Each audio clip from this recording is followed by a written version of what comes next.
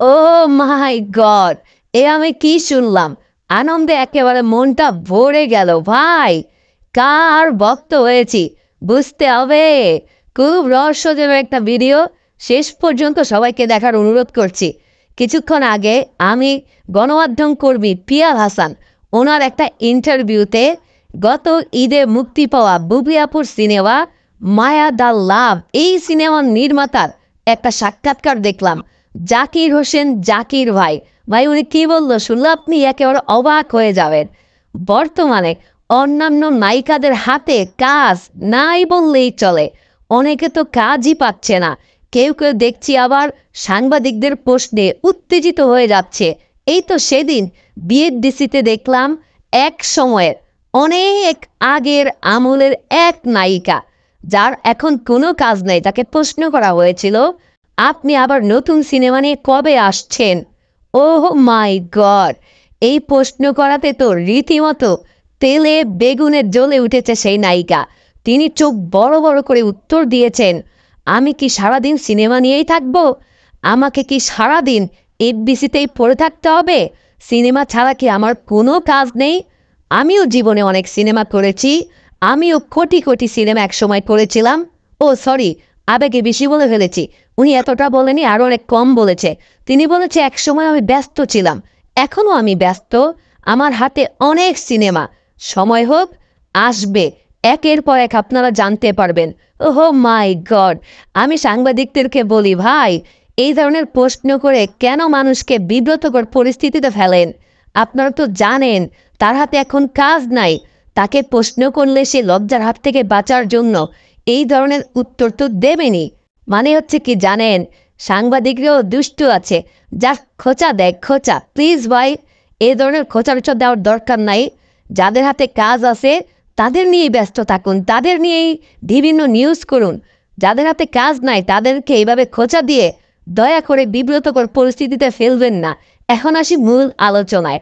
জাকির হোসেন জাকির সাহেব সেই পিয়াল ভাই প্রোগ্রামে বলেছে তিনি বুবলি আপুকে মায়া দ্য লাভ 2 সিনেমাটির জন্য অফার করেছিলেন, কিন্তু বুবলি আপু সাফ সাফ জানিয়ে দিয়েছেন মায়া দ্য লাভ 2 এই সিনেমায় তিনি আর কাজ করছেন না। আমরাও এটাই চাই। বুবলি আপুকে নিয়ে কিছুদিন আগে আরেক প্রভাবশালী নির্মাতা আশরাফ আদনান সাহেবও বলেছিলেন বুবলি অনেক কাজ করে, বুবলির উচিত একটু দেখে দেখে বেছে বেছে কাজ করার। আমরাও চাই বুবলি আপু যেন একটু বেছে বেছে ভালো ভালো কাজগুলো করে। আমাদের দাবি থাকবে বুবলি আপু প্রহেলিকা, টান, 7 নম্বর ফ্লোর বা দেয়ালের দেশের মতো এরকম গল্প নির্ভর চমৎকার মৌলিক গল্পের সিনেমাগুলোতে যেন নিজেকে সংযুক্ত করে তার ভিতরে যে অভিনয়ের প্রতিভা আছে সেটা যেন তিনি জনসম্মুখে নিয়ে আসে। অনেক কাজ না করে বেছে বেছে ভালো ভালো প্রজেক্টে যেন বুবলি আপু যুক্ত হয়, এটাই হচ্ছে তার নমুনা। বুবলি আপু সাফ জানিয়ে দিয়েছেন মায়া দ্য লাভ 2 এই সিনেমায় থাকছেন না বুবলি আপু। ঠিকই করেছে বুবলি আপু, একেবারে সময় উপযোগী সিদ্ধান্ত। আবারও বলছি, গল্প নির্ভর চমৎকার অভিনয় দক্ষতা দেখানো যায় এমন কিছু প্রজেক্টে বুবলি আপুকে আমরা দেখতে চাই, এবং মাঝে মধ্যে দেখতে চাই মূল ধারার মাসালাদার বাণিজ্যিক সিনেমাতে, যাতে মাঝে মধ্যে বুবলি আপু এসে তার অবস্থানের একটা জানান দিতে পারেন। যেমনটা আগামীতে আসছে কলকাতা এবং বাংলাদেশের যৌথ প্রযোজনায় ফ্ল্যাশব্যাক সিনেমাটা, পাশাপাশি বাংলাদেশেরই খুব বড় বাজারের একটি সিনেমা এম রহিম পরিচালিত বুবলি আপু এবং সিয়াম অভিনীত জঙ্গলি সিনেমাটা। ভাই, দুটি সিনেমাই হবে মূল ধারার বাণিজ্যিক মাসালাদার সিনেমা। বুবলি আপু এভাবে বেছে বেছে চমৎকার চমৎকার কাজ আপনি আমাদেরকে উপহার দেবেন, এটাই আমাদের প্রত্যাশা। আবারও বলছি ভাই, কার ভক্ত হলাম।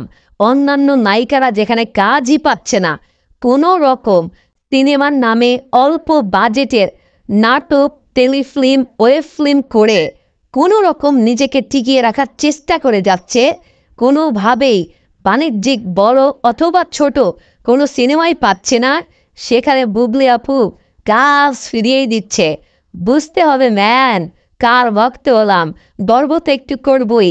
ভিডিওটি যারা শেষ পর্যন্ত দেখলেন একটি লাইক দিয়ে অবশ্যই শেয়ার করে দিবেন। আর যাচ্ছি, দেখা হবে আবার নতুন কোনো বিষয় নিয়ে। সেই পর্যন্ত সবাই ভালো থাকবেন। আসসালামু আলাইকুম, আল্লাহ হাফেজ।